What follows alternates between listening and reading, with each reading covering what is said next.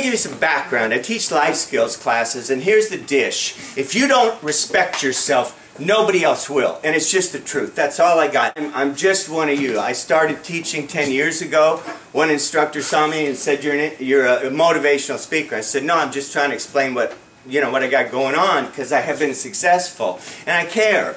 I've owned 4 salons. I've had stylists that were very, very good at hair, didn't have a clue because they couldn't get it together, couldn't keep it together behind the chair, and they'll blame the world. Oh, it's not me, man, it's you. Get over that stuff, because it just won't help you. You all want to be a success, right? Yes. You know what that takes, really? It takes standing behind a chair, and it takes having focus, and it takes caring about your client more than your own stuff. Because 80% of the people are like making no money out there. The 20% that I know are making more money in this economy than they are in a down or in an up economy. You know why? Because people value what we do. You can get something cheap and you just don't value it. You don't come back to it. Now let me give you some dynamics. You want $100,000 a year? I know many of you want more, but we can all eat on $100 grand a year, right? Is $50 a lot for a haircut? Some people say yes, some people say no. What I say is don't put your brain in somebody else's pocketbook. Lucky Magazine 2003, national average for a haircut was $65, okay? I understand, but don't judge things, evaluate them, look at them. People pay a lot of money for different things. I'm going to get into it in a minute because it's called cost and value. What I try to help everyone with, students principally, that if you respect yourself, if you honestly respect yourself, and what does that mean? That means getting over the ego stuff and getting into who your clients are and helping them get down with it. It doesn't mean bringing in your personal dish and your issues. We all got them. It means leaving them outside the door. You guys all know who Quincy Jones is? Musical director, for anybody who doesn't. He did this thing back in the 80s where he had to get all these famous stars. Because I see you guys as stars, really. But you need to learn to focus that energy. Anyway, Bono, I don't know, the Stones, some of the Beatles, they all had to do this song. But man, they're all major rock stars, right? Think about a little bit of an ego, right? I mean, they didn't drive in their private cars, they flew in their private planes. So Quincy had to get all these fantastic artists, like you guys are, all these magical people that can make music, and he had to put them in the same place and have them stay focused. Maybe Michael Jackson wanted to do it a little bit different than Bono, right? Or somebody else. That's not the point. The purpose is that how did Quincy Jones get all the artists together? All right? He put a sign up the door, over the door where everybody came in. He says, please leave your hats, coats, and egos at this door. Okay? So if you can learn to do that when you come in the salon. I mean it. I know. Here's Nico, and it shows him doing Tyra Banks' hair and stuff. Now, you guys, he's got a 6,000 square foot salon in Pasadena. Does major players. He was responsible for doing Holly Berry back in the day and cutting all her hair off and making it happen. Okay? I got to throw a big party for 100 hairdressers back in 2007, I think. But what was he doing before he got into the profession you're just starting into? He was a gangster. Thank you. He was a gangbanger, a gangster, all right? That was his trip, all right? He had to turn it around. Now Versace clothing line pays him $5 grand a day to do hair. I want you to value who you are and what you do. I want you to think about it rather than just laze in and cop out. You know what I'm saying? If you really, really want to be a success, and you know what being a success to me is? Hey, doing hair, going home, being with a family, that's a success. Going up to Beverly Hills and doing a bunch of stars, it's what you want to do. But you respect the other people around you that may not want to do exactly what you want to do. Like, I'm sure, I mean, I was challenged. Do you guys know Fekkai, Frederic Fekkai? He was a lawyer. Let me show you this. Because now, this is Hair's How, that same magazine in Europe. It comes from Europe. I mean, it's like that one on steroids, right? I mean, it's just bigger. Hey, this is, if you can see here, that's Michelle Obama. Am I lying? No, I'm not lying, am I? Okay. This is Michael Flowers, okay? And he owns a salon.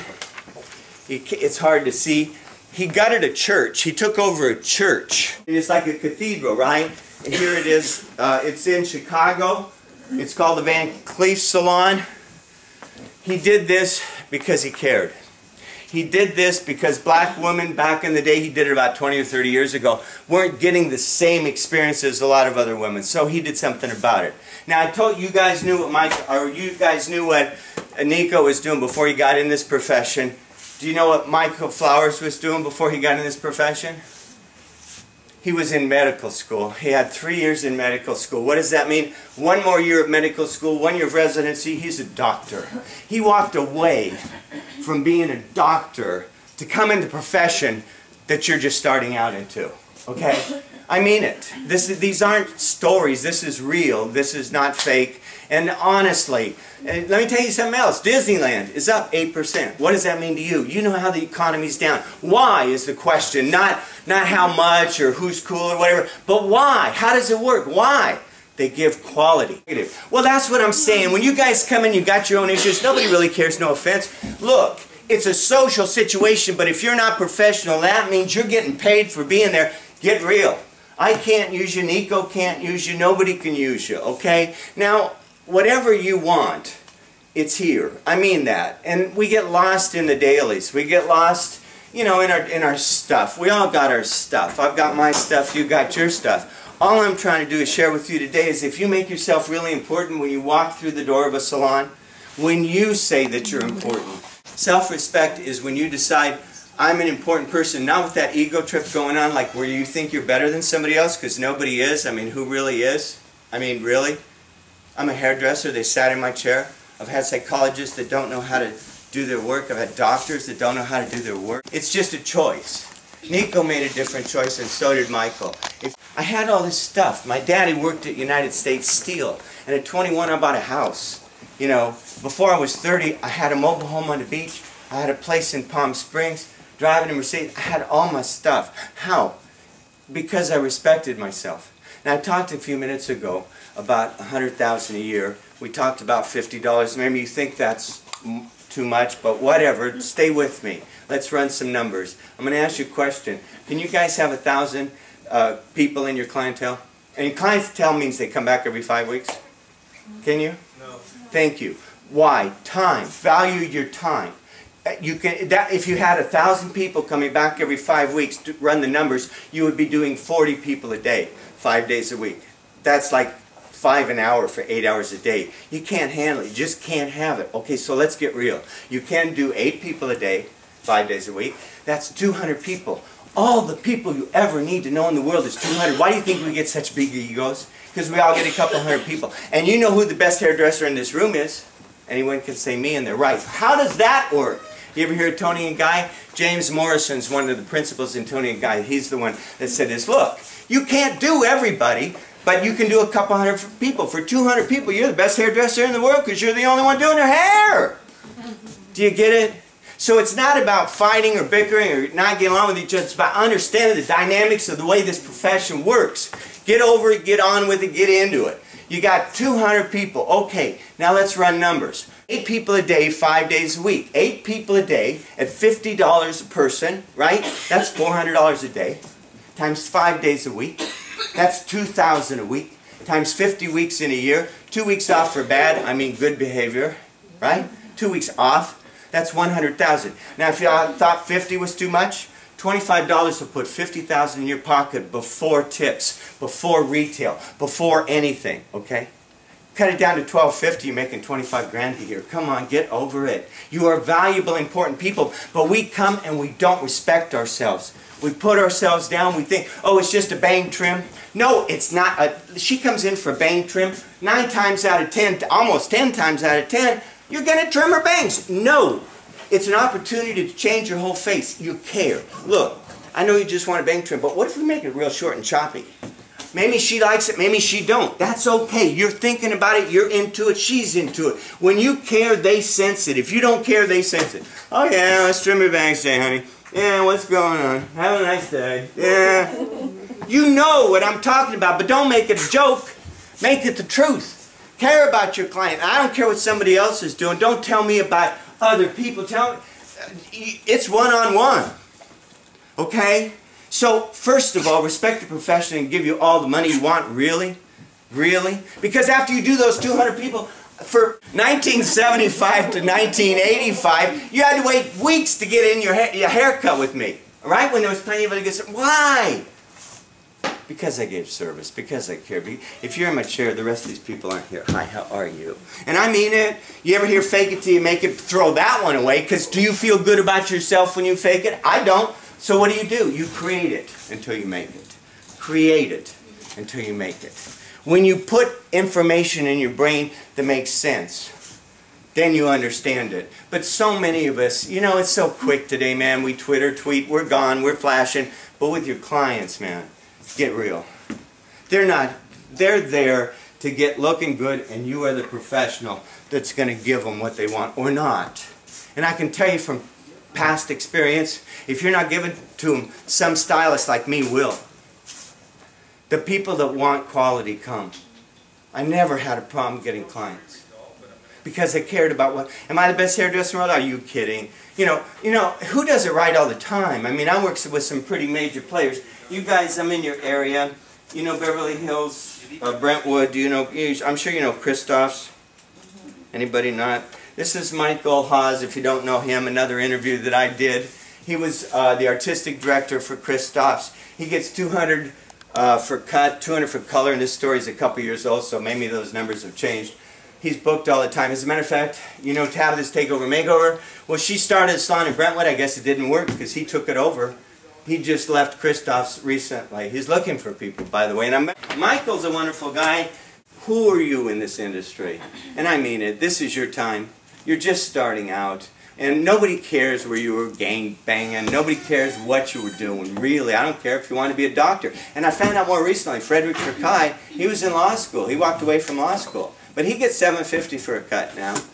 You know, it's just not about the money. It's about the quality. And if you give people quality, I'm talking about cost and value. A little round nickel, $3.7 million. Somebody values that nickel so much they're willing to pay $3.7 million for a round piece of metal. Now, let's go on. Like comic books, this is Action Comics. It's sold $1.5 million. It's paper. It's paper, and it's 1.5. Somebody valued this paper, this comic book so much they paid. Now, everybody, you like doggies? You like doggies? This one's only $1.5 million. No, don't put your mind into somebody else's pocketbook. Don't you think you know how much something's worth. You know how much you think it's worth for you. Only you. Don't you dare. I'm trying to help you be a professional. Take your mind out of somebody else's pocketbook. Somebody wanted that dog. Somebody paid $1.5 million for a puppy. Okay? Now, let's get real. Kate Grossman's hair extension, $7 grand. Woo! Is she reasonable or what? Or, you know, Ted Gibson did. Do you guys know Ted? Yeah, he's cool. But it's $7,000 he got. Oh, I got one more here. Oh, yeah. Rihanna. You hear about this one? Rihanna spends $22,500 each week on her hair. Did I tell you about cost and value? Did I tell you it's not about money? You want to get a lot of money, get quality in your brain. Don't think I'm going to make a lot of money. Think I'm going to really help you the most I can. I'm going to get a color that works with your skin tone. I'm going to give you a style that makes your specific facial frame look awesome. I'm going to do it the best I can. You keep doing that with everybody.